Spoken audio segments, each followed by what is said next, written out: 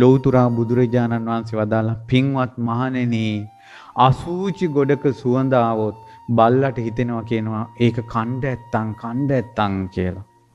බුදුරජාණන් වහන්සේට බල්ලගේ හිත පේනවනේ.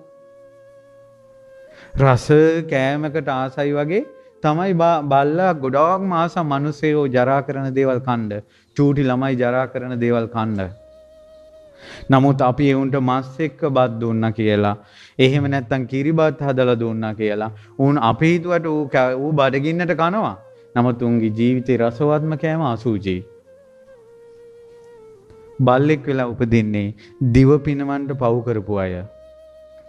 රසට කණ්ඩ පව් කරනවනේ. අන්න ඒ වගේ ඒ බල්වන් අතර උපදින්නේ. ඉතින් ඔය වගේ තිරිසන් ලෝකෙට ආසා කරලා හෝ තිරිසන් වැඩ කරලා ඒ කර්මානුරූප උපදිනවා තිරිසන් ලෝකේ. අපි හිතමු පින්වත් දරුවනේ මොනවා හරි වැරද්දක් කරලා වැරද්ද උන්නේ නැහැ වගේ ඉන්නවා මෙයා. හැංගිලා ඉන්නවා. වැරද්දක් කළේ නැහැ වගේ. ඔයාලා දැක්කලා නැද්ද? යසට යන සත්තු පොඩ්ඩක් තට්ටු කරපුවම ගුලි වෙලා එහෙම ඉන්නවා පණ නැහැ වගේ. දැකලා නැද්ද? අර පොඩි අර හැකිලෙන හැකරැල්ල වගේ පොඩි සත්තු. මනුස්ස ලෝකේ වැරදි වැඩ කරලා කළේ නැහැ වගේ හැංගිලා ඉඳීමේ කර්මය.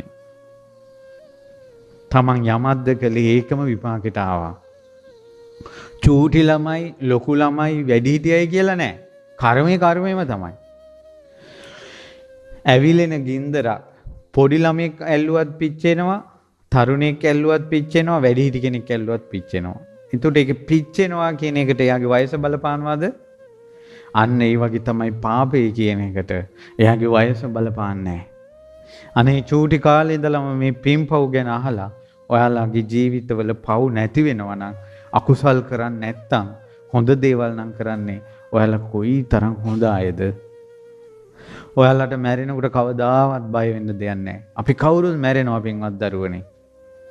ඔයාලා කියන්නේ මීට අවුරුදු 100කට කලින් මේ ලෝකේ හිටපු අය දැන් ඉන්නවද? එහෙනම් තව අවුරුදු 100ක් ගිය තැන මේ හෝල් එකේ ඉන්න අපි එක්කෙනෙක්වත් ඉන්නවද? මේ පොඩි කාලෙට නෙමේ හැම දෙයක්ම. ඊළඟට දරුවනේ ඔයාලා දැකලා තියෙනවද මේ එක වෙලාවක මෙයා ඔව් කියලා පස්සේ නැහැ කියනවා. එක වෙලාවක කියලා පස්සේ ඒ වචනේ වෙනස් කරනවා. අපි කියනවා එයාට දිවවල් දෙකක් තියෙනවා කියලා. අය ඔව් කිව්වේ එක දිවකින්, නැහැ කිව්වේ එක දිවකින්.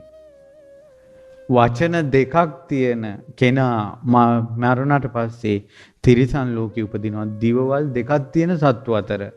දිවවල් දෙකක් තියෙන සත්තු අතර උපදින්නේ මනුස්ස ලෝකේ හැරෙන පැත්තට කතා කරපු අය. දිවවල් දෙකක් තියෙන සත්තු කවුද? සාරපයෝ, නායි, ආය තල ගෝයා, කබර ගෝයා, දිවවල් දෙකක් තියෙනවා. මෙහෙම කවුරු හරි දැක්ක ගමන් දිවල් දෙක දානවා එළියට. දැක්කද මනුස්ස ලෝකේ හැරෙන පැත්තට අවස්ථාවාදීව කතා කරලා කර්මය සකස් වෙච්ච හැටි. බුදුරජාණන් වහන්සේ වදාලා ওই විදිහට සත්තු වෙනවා. අසූචි කන අසූචි වලින් සතුට වෙන සත්වයෝ ඉන්නවා. කුණු කාණු වල උපදින කුණු සත්වයෝ කුණු ගොඩේම ඉපදිලා කුණු ගොඩේම මැරිලා යන සත්වයෝ ඉන්නවා. අසූචි වල ඉපදිලා අසූචි ගොඩේ ජීවත් වෙලා අසූචි ගොඩේ මැරිලා යන සත්වයෝ ඉන්නවා තිරිසන් ලෝකේ. දරුවනේ දැන් බලන්න මෙහෙම. ඔන්න ඔයාලා දැන් බණ අහනවා. මම බණ කියනවා. මේ වෙලාවෙම පන පිටින් කොයිතරම් මාළු දැල් වලට අල්ලනවා.